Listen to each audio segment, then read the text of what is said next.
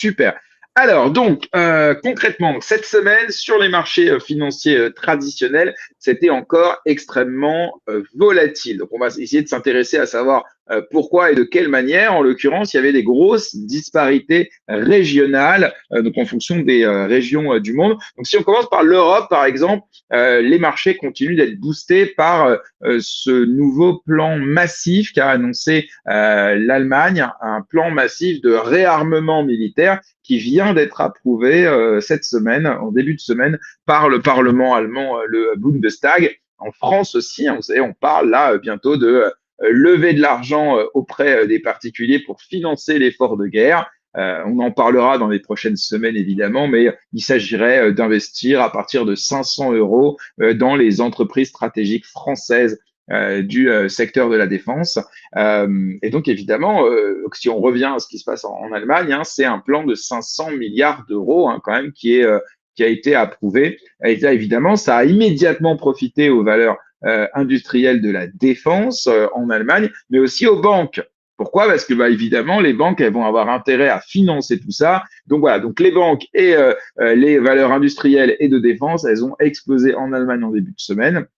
Alors, évidemment, qui dit une hausse importante, hein, évidemment, en fin de semaine, ça a été marqué par une prise de bénéfices, donc une correction sur les marchés. Mais si on reprend le DAX mercredi, par exemple, record historique. Donc, pour le coup, voilà, ça a eu un impact important. Bah oui, la guerre, ça fait vendre, hein, et donc forcément, les marchés, c'est pas déconnant qu'ils en profitent un petit peu. Bon, aux États-Unis, en revanche, c'est scénario inverse, c'est-à-dire qu'en début de semaine, ça avait plutôt mal commencé, mais voilà, mercredi, grâce aux annonces de Jérôme Powell, eh bien, ça s'est un petit peu amélioré. Donc, le contexte reste très compliqué.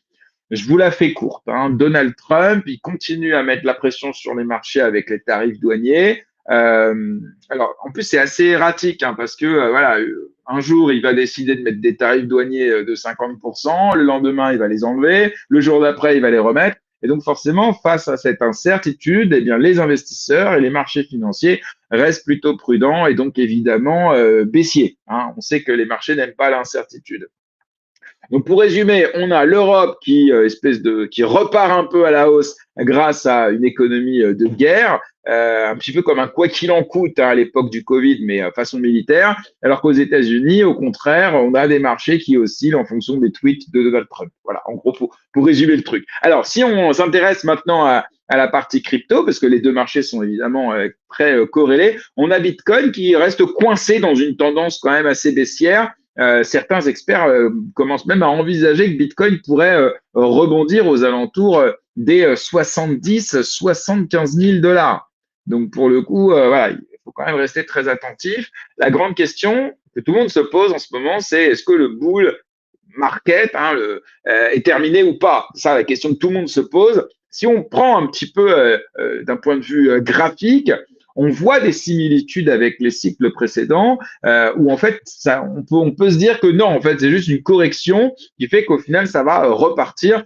Mais il faut faire attention parce que les performances passées ne présagent pas des performances futures. Et ce qui s'est passé en 2017 ou en 2020, 2021, ben, il y a des choses qui ont changé entre-temps, notamment l'arrivée des ETF, l'institutionnalisation de Bitcoin avec les États qui s'y mettent, les grosses entreprises, etc. Et en fait, ils ont des habitudes d'investissement qui sont différentes. Donc pour l'instant, il n'y a rien de certain, on n'en a aucune idée. Est-ce que le bull run est terminé ou est-ce que c'est juste une correction avant que ça reparte beaucoup plus haut? Si on s'intéresse à Ethereum, alors là, par contre, il galère, hein, Ethereum.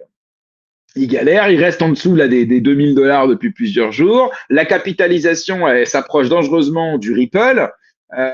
Et donc ça, c'est un élément qui est important. Parce que qu'est-ce qui va se passer si XRP dépasse Ethereum? C'est-à-dire que jusqu'à présent, on a tout construit la vision de l'écosystème crypto comme BTC, Ethereum et tout le reste. Demain, est-ce qu'on va se dire il y a BTC, XRP et tout le reste? Ou est-ce qu'il y aura un trio de tête? Donc ça, la parité BTC-ETH, elle est très suivie. Est-ce que demain, on va suivre la parité BTC-XRP? Donc ça, c'est un dossier qui va être très intéressant à suivre dans les prochaines semaines et Jonathan viendra nous en parler. Je rappelle qu'il y a quelques semaines, il nous avait parlé de la parité BTC-Or qui avait été extrêmement intéressante et voilà. Alors, si on parle de Ripple, évidemment, on ne peut pas passer à côté de la news de la semaine, hein, la grosse news de la semaine, c'est la SEC qui a enfin, après 4 années de poursuites, 100 millions de dollars de dépenses de procédures judiciaires, qui a enfin abandonné ses poursuites contre XRP. On rappelle à l'époque, la SEC avait entamé des poursuites contre XRP, contre Ripple, suspectant le jeton, le XRP, d'être un securities. Tu vois, on en revient à ce dont on discutait tout à l'heure, Grégory. Bon, alors après 4 ans, finalement, c'est bon. Ils ont décidé d'abandonner l'appel qu'ils avaient fait, et donc XRP est libéré et tranquille. Bon, d'ailleurs, c'est intéressant parce que c'est un abandon de poursuite qui est finalement le dernier d'une longue série, puisque depuis que Donald Trump a été élu, on a déjà eu Coinbase, Kraken, Robinhood, OpenSea, Consensus, enfin toutes les enquêtes qui avaient été ouvertes par la SEC à l'époque de Gary Gensler, elles sont en train d'être abandonnées une à une. Donc c'est plutôt bon pour l'industrie crypto qui enfin va pouvoir travailler tranquillement sans avoir le gendarme de la bourse qui tape à sa porte toutes les 5 minutes. Bon, mais la question c'est pourquoi XRP, face à cette nouvelle qui est quand même majeure, il a pris que 15%. En fait, parce que le marché, il avait déjà pricé. En fait, on savait déjà depuis plusieurs semaines que la SEC allait abandonner les poursuites. Donc, en fait, voilà, sachant que le marché avait déjà pricé, c'est pas étonnant que la crypto n'ait pris, entre guillemets, que 15%.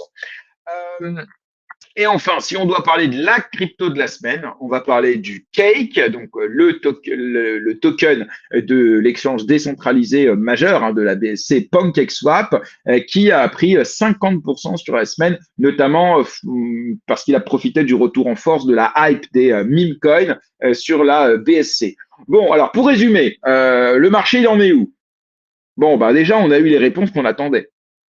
Les annonces de la Réserve fédérale américaine, qui a dit qu'elle maintenait les taux, la fin du procès Ripple, donc ça c'est bien, c'est-à-dire que là ça y est, maintenant on n'a plus d'incertitude sur ces sujets-là, mais pour repartir à la hausse, évidemment, le marché va avoir besoin d'un nouveau catalyseur. La question c'est quand et quel sera le prochain déclencheur pour retrouver une phase haussière sur les marchés.